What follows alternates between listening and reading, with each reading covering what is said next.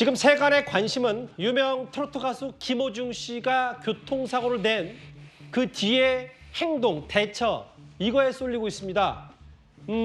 영상을 다시 먼저 확인을 하면서 앞으로의 의문투성이 혹은 의구심들을 짚어보는 게 더 나을 것 같아서요. 17시간 만이었습니다. 김호중 씨가 자수한 지, 자신이 운전했다고 뒤늦게 시인한 건. 저 화면입니다. 맞은편에서 오던 저 흰색 SUV 차량이 갑자기 중앙선을 침범하더니 저렇게 서 있는 택시와 쿵 하고 들이받죠. 사실 여기까지는 흔히 일어날 수 있는 일이라고 저희가 감안을 하더라도 문제는 그 다음부터입니다. 운전자가 내리지 않은 채 저렇게 부딪힌 다음에 그대로 출발하고 엑셀레이터를 밟고 그대로 속도를 내는 장면이 저렇게 고스란히 찍혀 있습니다. 저 압구정 신사동 그 인근이었기 때문에 일방 통행으로 가는 부분도 있고요. 속도를 내는 장면들이 고스란히 노출이 되기 때문에 저 장면 과연 저게 음주운전 아직 그 여부는 확인해야 되겠습니다만 교통사고를 내고 실제로 뺑소니 차가 맞냐라는 의심이 들 정도로 여러 해석이 나오는데요. 허주연 변호사님, 뒤늦게 혹은 새롭게 드러난 내용들이 있는데 옷을 벗어줬고 그것도 경찰에 17시간 만에 출석했다. 이 부분 때문에 좀 더 오늘 논란이 커진 것 같거든요. 그렇습니다. 저렇게 속속 밝혀지는 정황들이 김호중 씨가 운전 당시에 이 사고를 낸 운전자임이 본인을 밝히지 못하는 아주 결정적이고 절박한 이유가 있었던 것이 아닐까. 그게 음주는 아닐까 이렇게 강하게 의심하게 만드는 정황들이죠.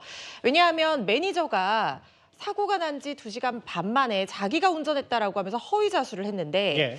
당초에 이 기획사 쪽에서 얘기를 하기로는 소속사 관계자와 통화를 하고 나서 매니저가 자발적으로 가서 그렇게 얘기를 했다라고 나왔었고 김호중 씨는 이를 모르고 있다가 나중에 알고 자수를 하러 갔다라고 얘기를 했지만 이 매니저가 자수를 하러 갔을 때 그때 당시에 옷을 김호중 씨가 운전할 때 입었던 옷을 그대로 입고 출석한 정황이 확인이 된 거예요. 예. 그렇다고 하면 매니저가 이렇게 자수를 하러 간다는 것을 김호중 씨가 몰랐다는 전제는 이미 성립하지 않는 상황이라는 그런 생각이 듭니다. 예. 다만 이제 이거를 직접적으로 강력하게 지시를 했다면 범위 덮이 교사 혐의가 될 것이고 예. 만약에 알고도 범위 자체는 매니저가 일으켰는데 근데 그거에 대해서 물리적이나 어떤 정신적인 방조 행위를 하는 일환으로 옷을 벗어줬다고 하면 결국에는 범위 덮이 방조 혐의가 성립이 될 거라는 생각이 들고요. 예. 그리고 나서 본인이 이 소속사에서는 다음날 아침에 출석했다고 했지만 훨씬 시간이 지난 이후는 17시간 만에 출석을 합니다. 그 사이에 경찰이 무수하게 많은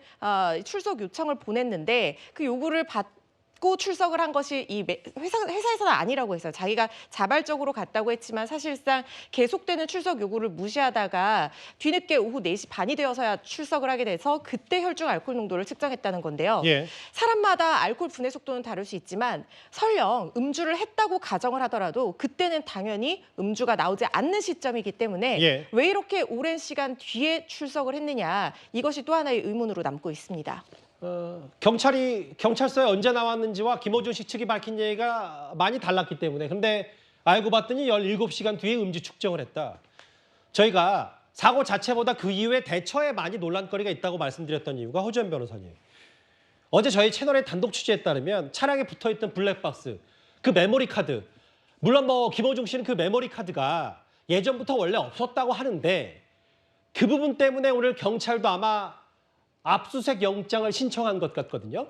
그렇습니다. 이 메모리 카드, 블랙박스 메모리 카드는 사실은 굉장히 중요한 증거지만 아주 결정적인 유일한 증거는 아닌 상황에서 관련 있는 혐의는 사고 미조치라기보다는 범인 도피 관련된 혐의와 음주 관련된 행적을 찾는 데 굉장히 중요한 단서가 될 수 있는 정보입니다. 물론 말씀하신 것처럼 소속사 측에서는 원래 메모리 카드를 넣지 않고 다녔다고 얘기를 하고 있지만 지금 옷을 바꿔 입고 17시간 만에 출석을 했다는 것은 뭔가 자신의 행적을 숨기기 위한 시도를 했다는 것이 강하게 의심되는 상황에서 예. 자신의 행적을 입증할 수 있는 가장 중요한 자료가 사라진 상황이기 때문에 예. 이 부분을 고의로 숨겼을 가능성을 배제할 수 없는 상황이라는 생각이 들고요. 그래서 김호중 씨가 이 부분에 대해서 혹시라도 이걸 인멸했을까 봐 경찰에서 압수수색 영장을 신청한 걸로 보이고요. 예. 이 메모리 안에 혹시나 매니저와 통화를 하면서 범인 도피를 교사하는 내용이라든가 음주와 관련된 행적이라든가 이런 게 있으면 그 부분을 밝혀야 되는 부분이고 설령 그게 아니라 하더라도 여러 가지 추가적인 증거로 범죄 사실이 입증될 가능성은 남아 있습니다.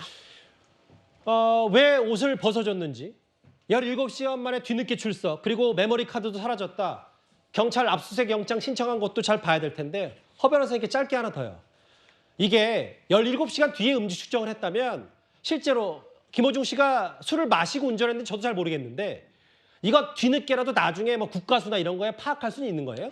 요즘에 뭐 소변이나 혈액으로 음주 이력을 뭐 모발 같은 경우에는 3개월까지 음주 이력을 확인할 수 있는 새로운 수사 기법이 개발되긴 했습니다만 음주 운전 처벌에서 가장 중요한 점은 운전 당시의 혈중 알코올 농도가 0.03% 이상 그러니까 처벌 수위에 들어왔다는 것이 합리적인 의심 없이 명백하게 증거로 입증이 돼야 됩니다. 그렇다면 음주 이력만 가지고는 안 되고요. 음주 사실만 가지고도 안 됩니다. 그 당시에 운전 당시에 이 혈중 알코올 농도를 특정을 할 수가 있어야 되는데 이렇게 시간이 많이 지나서 체내에 알코올이 남아있지 않은 경우라고 하더라도 위드마크 공식, 그러니까 음주량이라든가 체중이라든가 성별 계수를 활용해서 역추산해서 그때 당시에 알코올 농도를 측정을 해볼 수는 있을 것 같은데요. 예. 그런데 이게 그 법정에서 받아들여지는 경우가 있기는 하지만 굉장히 드뭅니다. 그래서 이 부분에 있어서는 음주운전죄가 설령 인정되지 않는다고 하더라도 사고 미조치죄 형량에서 반영될 가능성은 있습니다.